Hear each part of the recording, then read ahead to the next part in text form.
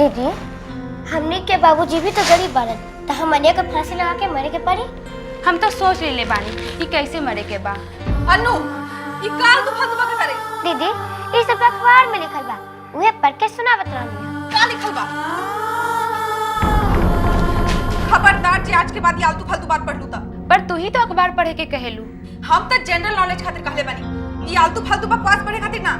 पर दीदी, तू ही बतावा का बा हमनी के भविष्य, का करब हमनी जिंदगी में। का करे के चाहता? पढ़े के, बस इतने नु। हमरा के अगर पढ़ावे के रही तो स्कूल काहे छोड़ावल जाइत?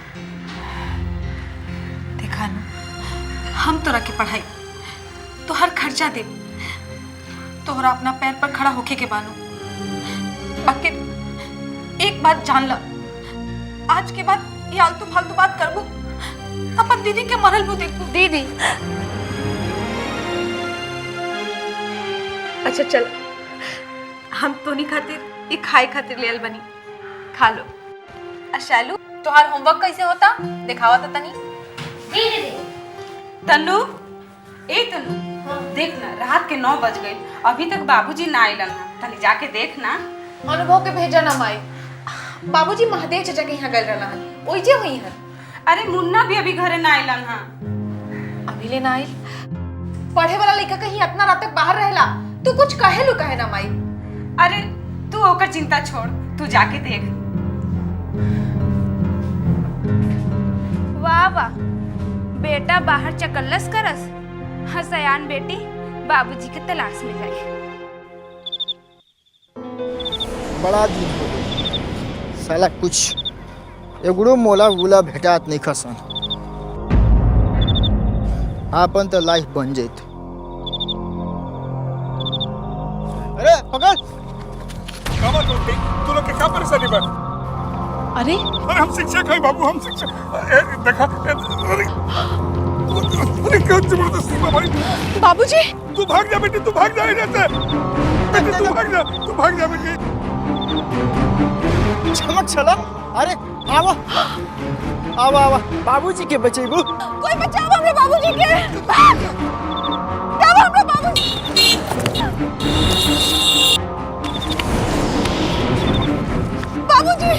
बाबूजी, बाबूजी, कौन रहे बाबूजी? सब का चाहत रहे? हम ना छीनत रही बबली, लेकिन रुपया के हम ना छीने देनी। रुपया बचा लेनी, तो रुपया बचा लेनी। रुपया जाए देती बाबूजी। देखी तो कितना घाव लग गल रहुआ। अगर हम अभी ना आई तब तब मारे वाला से उस बचावे वाला बड़ होला भगवान, यही से तहरा के भेज देला। रुपया ना छीने देनी बेटी, रुपया ना छीने देनी। कुल बटोर लो बेटी, कुल बटोर लो।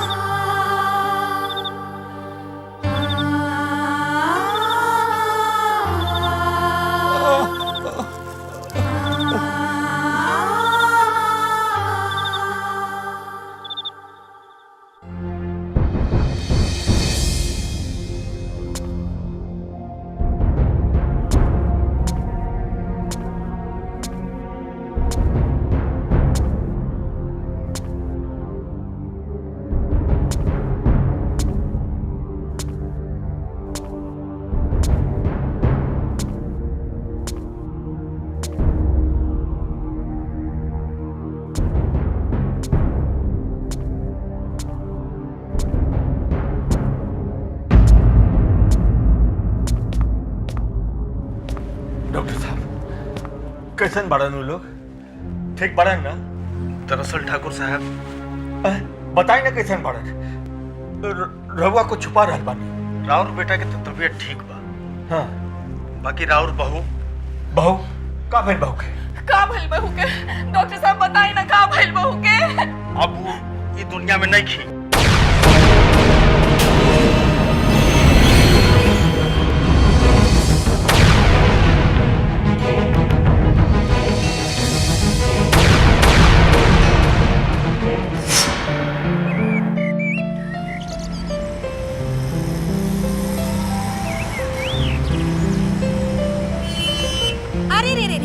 एकदम देहे पे गाड़ी चढ़ा देबा का?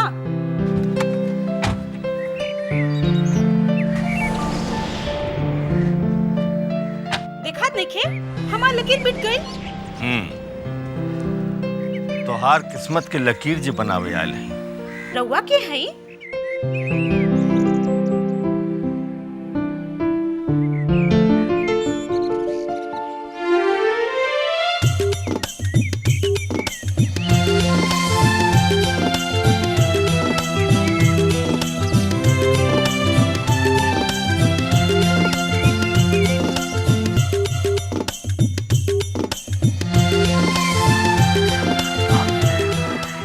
जुग जुग जी।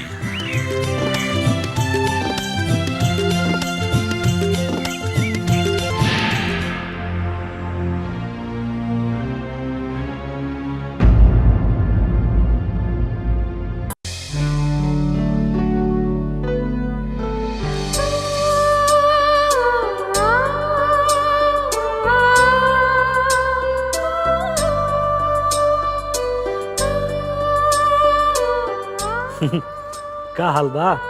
राज, का हाल बा? हमर त ठीक बा, पर तू यहाँ कैसे? काहे? हमरा यहाँ आवल तोरा के अच्छा ना लगल? ना, ऐसन कोनो बात त नहीं खे। तब कौन बात बा? कुछ ना, बस तू ये बतावा कि आज तोहार आसन यहाँ कैसे गिरल? काहे? चाचा जी तोरा के कुछ ना बतावले? का ना बतवला? इहे कि हम आइल बानी उनका के डॉक्टर के यहाँ ले जा बदे? काहे? का भइल बाबूजी के? हमरा से तो कुछ ना बतौला। बाबूजी? अरे रुका रुका, इतना घबरा मत, ऐसा कोनो बात नहीं है। दरअसल चाचा जी के आंख दिखावे ले जाके बा। क्या बात बा बेटी? के आइल बा? अरे चाचा, राज बेटा, आराम से जी। खुश रह खुश रह खुश रह। अंदर आवा आवा आवा अंदर आवा। चाचा जी लगा था कि तनुजा आज हमरा के घर के अंदर ना आवे दिए। देखी रास्ता रोक के खड़ा बाड़ी। का बेटी, ई का कह रहल बा राज? अरे तू झूठ काहे बोला तारा? हम तो खाली पूछत रहनी हा। अब बाबूजी रोवई काहे ना बताइनी कि हमरा डॉक्टर के भी जाए के बा? अब केकरा जाए के बा? अरे हम तो महादेव बाबू के मना करके अइले रहनी, बाकी तबहियो राज के भेज दिलन। अच्छा ठीक है बा, जब भेजिए दिले बड़न तो हमरो नहीं जाए के बा, हमहू राजे के साथे चल चलो। का ठीक बालू हो? तका रउआ डॉक्टर के लगे नहीं खे जाए के? अरे ना, ऐसन कोनो बात नहीं खे कि डॉक्टर के लगे जाए के पड़े। एकर का मतलब? जब तक सीरियस ना होखे डॉक्टर के लगे ना जाए के चाहिए। कम से कम हमनी जैसन गरीब के तो नहीं जाए के चाहिए। मगर चाचा जी रउआ पैसा कहाँ खर्च करे के बा? अरे डॉक्टर साहब तो बाबूजी के दोस्त हुवन, इसे फीस तो लागी ना। बाकी दवाई या चश्मा के खर्चा तो लागी। रउआ ओकर फिकर ना करी, हमरा लगे पैसा बा। रहे दे राजशेखर बाबू, और कितना एहसान करबा हमनी पर? इमे एहसान के कौन बात बा? ये एहसान ना था और कहा। एकर मतलब चाचा जी पर हमरा कोनो हक नहीं खे। आ चाचा जी रउआ तनुजा के जीत के खातिर बिना इलाज के रहम? ई के कह दिलस कि हमर बाबूजी बिना इलाज के रहियन? उनकर इलाज उनकर बेटी करवाई, हम करवाएं, और उहो आज। एकर मतलब चाचा जी हमार लगे हमरा संगे न जइहन? ना बाबूजी, रउआ तनी देर रुकी, हम आओ तनी।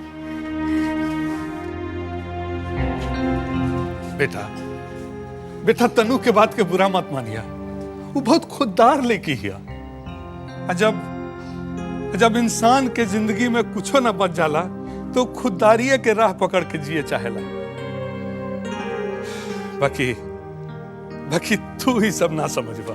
हम सब समझता नहीं चाचा जी, हम तनुजा के बचपन से जाने ली, ओकर यही खुददारी सबसे अलग है। आ एक दिन देखब वो अपन अलग पहचान जरूर बनी है। चला तनी, प्रणाम। खुश रह। हमरा बाद अगर केहू हमरा बेटी के समझेला तो सिर्फ राज बा।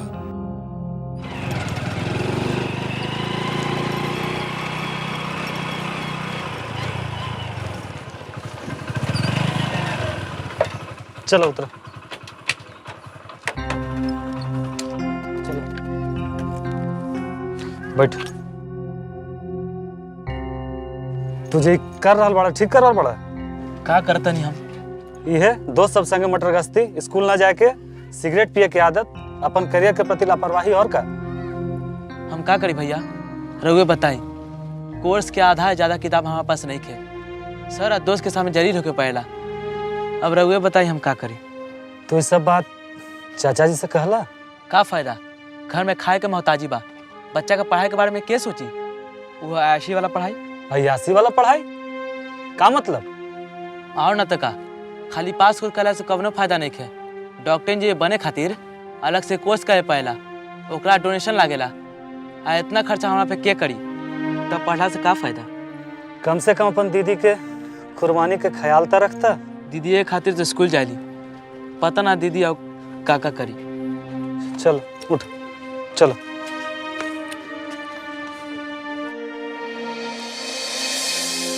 देखा बेटी, मास्टर जी के जो प्रॉब्लम बा वो खाली दवाई से ठीक नहीं हो सकता। विजन में ब्लैक स्पॉट के मतलब बा बुढ़ापन के शुरुआत।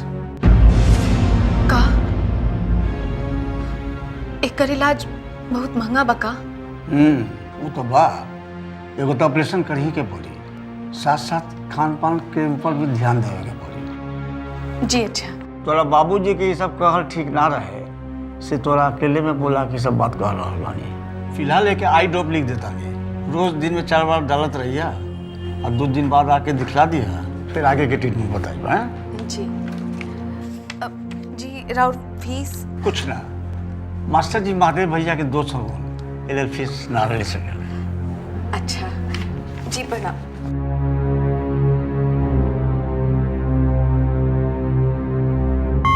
नेक्स्ट भेजो।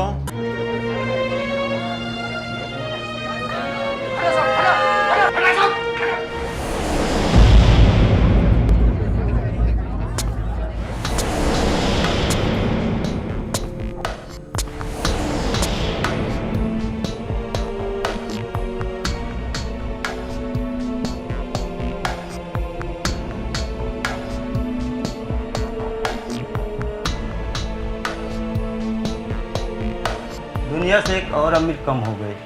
ऐसा काहे बोला तेरा भाई?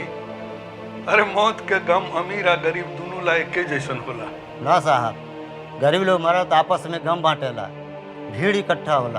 अमीर मरल तो धक्का दे के भीड़ हटावल जाला। देखली है ना रउआ कैसे धक्का मार गिरावल जात रही है? वो तो बच्ची बचा ले ना, रउआ तो गिर गई रहती। बाबूजी रउआ बैठी, हम रिक्शा लेके आओ तन। ठीक बात।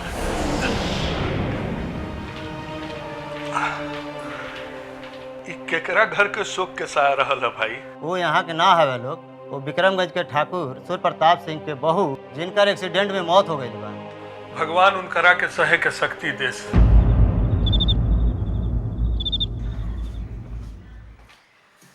माई,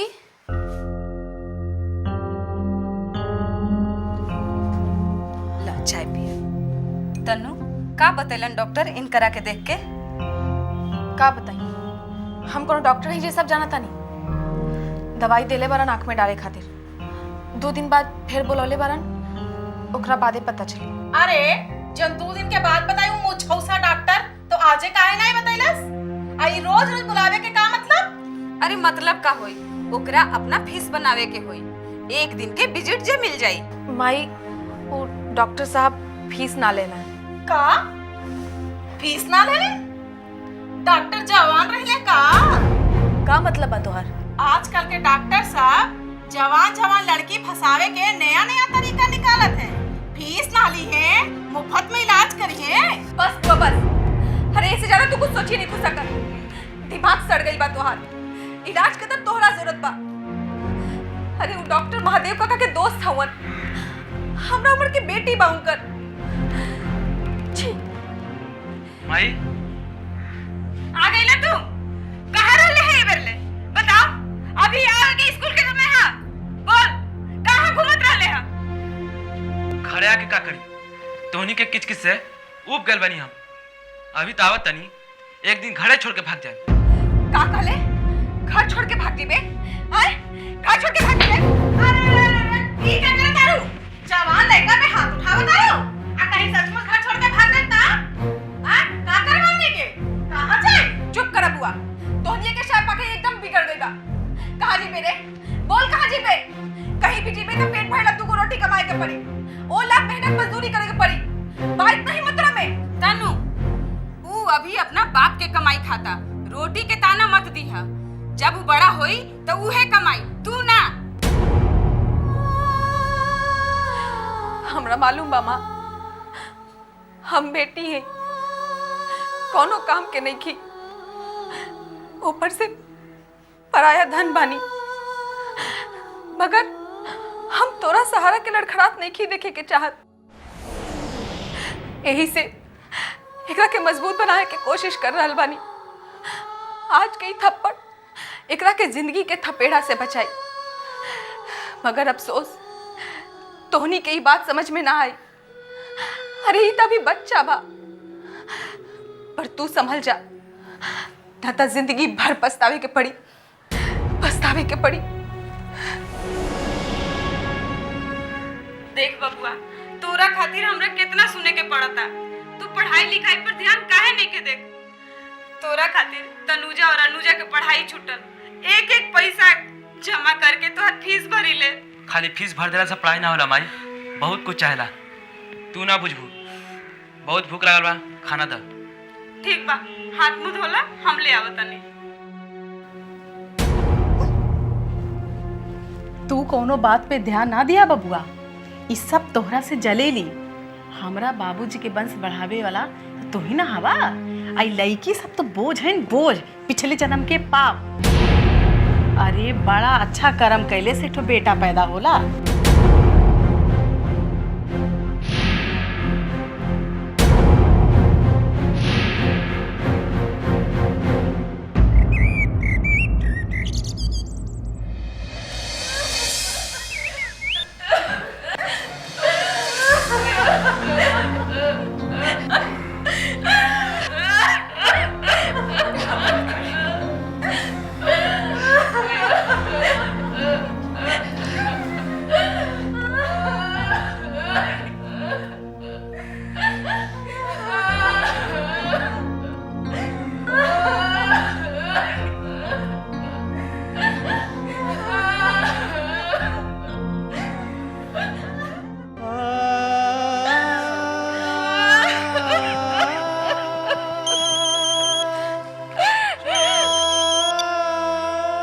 हेलो,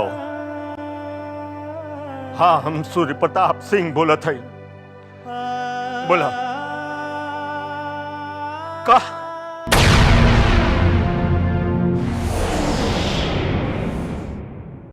जे हमनी के छोड़ के चल गई, ओकरा बारे में सोचला से का फायदा? रउआ के हई? कहाँ जाती है, किससे मिले जाती है? कहीं कोनो यार तो नहीं? और ज्यादा साच बोले के बाद तो अपने बाप के घर चल जा। देखी, बात बात में हमरा बाप घरे जाके मत कही, हमरा अच्छा ना लगेला। रउआ हमरो से तो वादा कैले रही ना पिए के। हमरा के मत रोकी ठकुराइन, मत रोकी। हमार पिखी बबुआ ई हाल में